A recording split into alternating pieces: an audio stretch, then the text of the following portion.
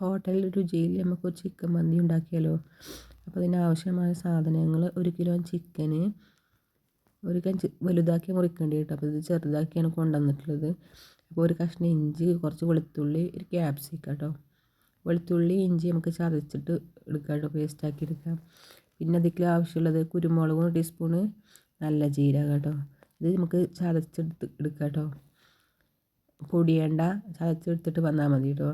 ചതച്ചെടുത്തിട്ടുണ്ട്. അപ്പോൾ ഇതിലേക്ക് നമുക്ക് ചേർക്കാം. അപ്പോൾ ഇതിലേക്ക് ചേർക്കണ വെച്ചാൽ നമ്മൾ മന്തി മസാല ഒന്നും ഉപയോഗിക്കില്ല, ഒരു മസാല ഇതിലേക്ക് ഉപയോഗിക്കില്ല കേട്ടോ. അപ്പോൾ 1 ടീസ്പൂൺ പൊടിക്കാത്ത നല്ല ജീരകവും ചേർത്തിട്ടുണ്ട് കേട്ടോ.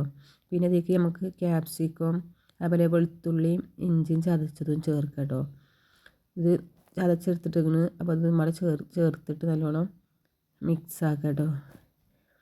അപ്പം ഇതിലേക്ക് പിന്നെ നമ്മൾ കളറിന് വേണ്ടി നമ്മൾ ഉപയോഗിക്കുന്ന പിന്നെ കാശ്മീരി ചില്ലി കേട്ടോ.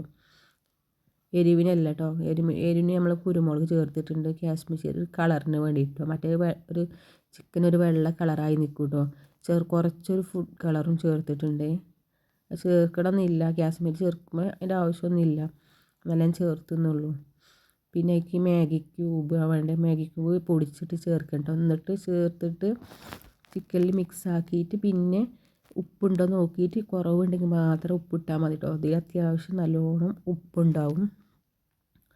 പിന്നെ ഇതിലേക്ക് ആവശ്യമുള്ളത് കുറച്ച് ഏലക്കായ്, പട്ട, ഗ്രാമ്പു, കുറച്ച് ഒരു 5-6 കുരുമുളക്, കുറച്ച് മല്ലി കേട്ടോ. ഇത് ഇതിലേക്ക് ചേർക്കുക. ചേർത്തിട്ട് നല്ലോണം മിക്സ് ആക്കുക കേട്ടോ. മിക്സ് ആക്കിയിട്ട് പിന്നെ ഇതിലേക്ക് കുറച്ച് സൺഫ്ലവർ ഒഴിക്കണം കേട്ടോ. ഒരു 1 കിലോയ്ക്ക് 200 ഗ്രാം വെച്ചിട്ടുള്ള സൺഫ്ലവർ ഓയിൽ ഒഴിക്കണം. നമ്മൾ ഇതിലേക്ക് കുറച്ച് വെള്ളമൊന്നും ചേർക്കണില്ലല്ലോ, പിന്നെ ചോറിലൊന്നും നമ്മൾ എണ്ണ ചേർക്കണില്ല. അപ്പോൾ ഈ എണ്ണ എടുത്തിട്ടാണ് നമ്മൾ ചോറിലേക്കുള്ള എണ്ണയും. അപ്പോൾ നമുക്ക് 200 ഗ്രാമായിട്ട് കണക്ക്. അപ്പോൾ ഞാൻ ഒരു കുപ്പി കൊണ്ട് ഏകദേശം അളവിൽ ചേർത്ത് കൊടുത്തേക്കാണ്. എന്നിട്ട് ഇതൊക്കെ പാടെ മിക്സ് ആക്കിയിട്ട് അവിടെ വെക്കുക കേട്ടോ. എന്നിട്ട് പിന്നെ നമുക്ക് ചോറിനുള്ള അരി ഇടാനുള്ള വെള്ളം വെക്കാം കേട്ടോ. അപ്പോൾ വെള്ളം വെച്ചിട്ടുണ്ട്. അതിലേക്ക് നമ്മൾ കുറച്ച് മല്ലി, 5-6 കുരുമുളക്, ഏലക്കായ്, ഒരു പട്ട കഷ്ണം കേട്ടോ, 1 ടീസ്പൂൺ നല്ല ജീരകം കേട്ടോ. ഇത് തിളച്ച് വരട്ടെ നമുക്ക്. പിന്നെ ഇതിലേക്ക് ഒരു ക്യാപ്സിക്കം വേണമെങ്കിൽ ചേർക്കാം, ഒരു തക്കാളി മുറിച്ചിടാം കേട്ടോ. പിന്നെ അരി ഒട്ടിപ്പിടിക്കുന്നതിന് കുറച്ച് ഓയിൽ ഒഴിക്കാം കേട്ടോ. അപ്പോൾ ഇത് തിളച്ച് വരട്ടെ. അപ്പോൾ തന്നെ നമുക്ക് ചിക്കൻ അടുപ്പത്ത് വെക്കാം കേട്ടോ. അപ്പോൾ അരി ഇട്ടു, അപ്പോൾ അവിടെ വേകട്ടെ. അപ്പോൾ തന്നെ നമുക്ക് ചിക്കൻ അടുപ്പത്ത് വെച്ച് വേവിച്ചാൽ. അപ്പോൾ ഒരു ഭാഗത്തായിട്ടുണ്ട്. അപ്പോൾ ഇനി മറിച്ചിട്ട് കൊടുക്കുക കേട്ടോ, ഒന്ന് ഇളക്കി കൊടുക്കുക. അപ്പോൾ അത് വെന്തിട്ടുണ്ട്. അപ്പോൾ നമുക്ക് ഇതിൽ നിന്ന് കുറച്ച് ആ എണ്ണയും കോരി വെക്കാം കേട്ടോ.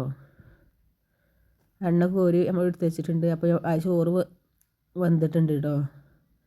അപ്പോൾ ചോറ് വന്നത് നമുക്ക് രണ്ടും ചൂട് വേണം കേട്ടോ. ചിക്കനും ചൂട് വേണം, അതേപോലെ ചോറും ഒക്കെ ചൂടുള്ളത് ഊറ്റി അതേപോലെ ഇടണം കേട്ടോ. എന്നിട്ട് അതിൻ്റെ മുകളിൽ നമ്മൾ എടുത്ത് വെച്ചാൽ ആ എണ്ണ ഒഴിച്ച് കൊടുക്കുക. ഇത് നേരെ തിരിച്ചും കേട്ടോ. അടിയിൽ ചോറിട്ടിട്ട് മേലെ ചിക്കൻ ഇട്ടാലും നല്ല ടേസ്റ്റ് ഉണ്ടാവും കേട്ടോ. അപ്പോൾ ഇതൊക്കെ നമ്മളിട്ട് കഴിഞ്ഞു.